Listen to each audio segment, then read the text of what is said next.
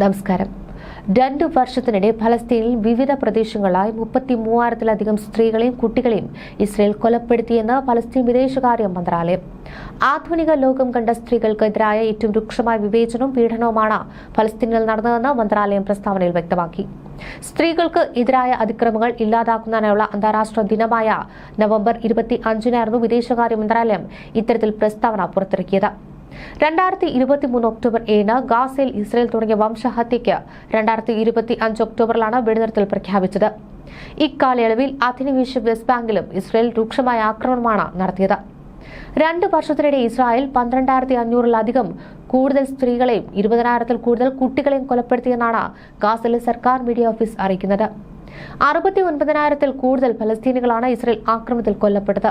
ഇസ്രയേലും ഹമാസും തമ്മിലുള്ള കഴിഞ്ഞ 2 വർഷത്തെ സംഘർഷങ്ങൾക്കും സൈനിക നടപടികൾക്കും ശേഷം ഗാസ ഇതുവരെ കണ്ടിട്ടില്ലാത്ത ഏറ്റവും വലിയ സാമ്പത്തിക തകർച്ചയുടെ ആഴങ്ങളിലേക്കും കൂപ്പുകുത്തിയിരിക്കുകയാണ്.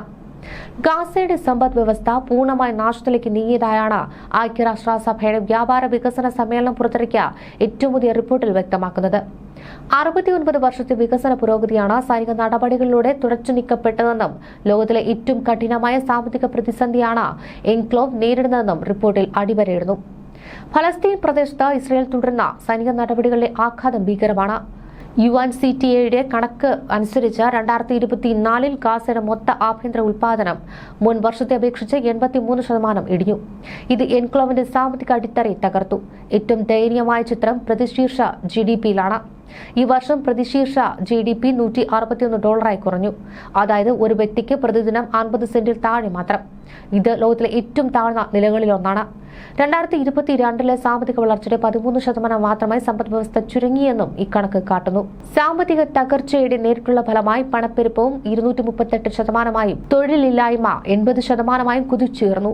2.3 ദശലക്ഷം നിവാസികളും ദാരിദ്ര്യരേഖയ്ക്ക് താഴെയായി കഴിയുവാൻ നിർബന്ധിതരായി. 2023 ഒക്ടോബറിന് ശേഷമുള്ള സൈനിക നടപടികൾ ഗാസയുടെ സാമ്പത്തിക അടിത്തറയെ നശിപ്പിക്കുകയും അതിന്റെ വികസനത്തിന്റെ തളർച്ചയിൽ നിന്ന് പൂർണ്ണമായ നാശത്തിലേക്ക് നയിക്കുകയും ചെയ്തുവെന്നും ഈ റിപ്പോർട്ടിൽ ശക്തമായി വിമർശിക്കുന്നു. എൻക്ലോവിന്റെ സമ്പദ് വ്യവസ്ഥയെ ഇതുവരെ രേഖപ്പെടുത്തിയിട്ടുള്ളതിൽ വെച്ച് ഏറ്റവും കടുത്ത പ്രതിസന്ധിയിലേക്ക് ഇത് തള്ളിവിട്ടു. തുടർച്ചയായ സൈനിക ആക്രമണങ്ങളിൽ ഗാസയിലെ എല്ലാ ഘടകങ്ങളുടെയും ഏകദേശം 70% കേടുപാടുകൾ സംഭവിക്കുകയോ പൂർണ്ണമായി നശിപ്പിക്കപ്പെടുകയോ ചെയ്തിട്ടുണ്ട്. തകർന്നടിഞ്ഞ ഗാസയെ പുനർനിർമ്മിക്കുവാൻ കുറഞ്ഞത് $70 ബില്യൺ ചിലവാകുമെന്നും അതിന് പതിറ്റാണ്ടുകൾ എടുക്കുമെന്നുമാണ് UN റിപ്പോർട്ടിൽ പറയുന്നത്. അടിസ്ഥാന സൗകര്യങ്ങളും ജീവനോപാധികളും നശിപ്പിക്കപ്പെട്ടതോടെ അവിടുത്തെ ജനതയുടെ ജീവിതം തന്നെ വഴിമുട്ടി.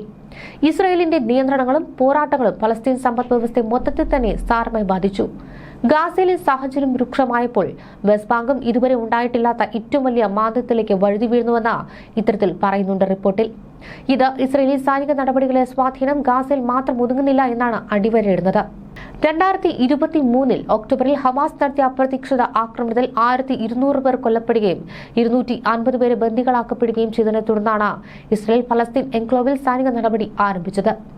ഇതിന് മറുപടിയായി ഉണ്ടായ ഇസ്രയേലി ഓപ്പറേഷനുകളിൽ 69,500-ലധികം ഫലസ്തീനികൾ കൊല്ലപ്പെട്ടതായി ഹമാസ് നിയന്ത്രണത്തിലുള്ള ഗാസ ആരോഗ്യ അധികൃതർ റിപ്പോർട്ട് ചെയ്യുന്നു.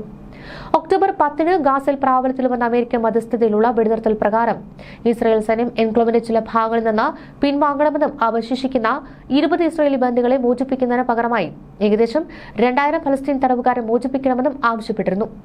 എങ്കിലും ഈ വെടിനിർത്തൽ നിലനിൽക്കുമ്പോഴും ഇസ്രായേലി വ്യോമാക്രമണങ്ങൾ തുടരുകയാണ്. സഹായ വിതരണങ്ങൾ വളരെ സാവധാനത്തിൽ മാത്രമേ വർദ്ധിച്ചുള്ളൂ.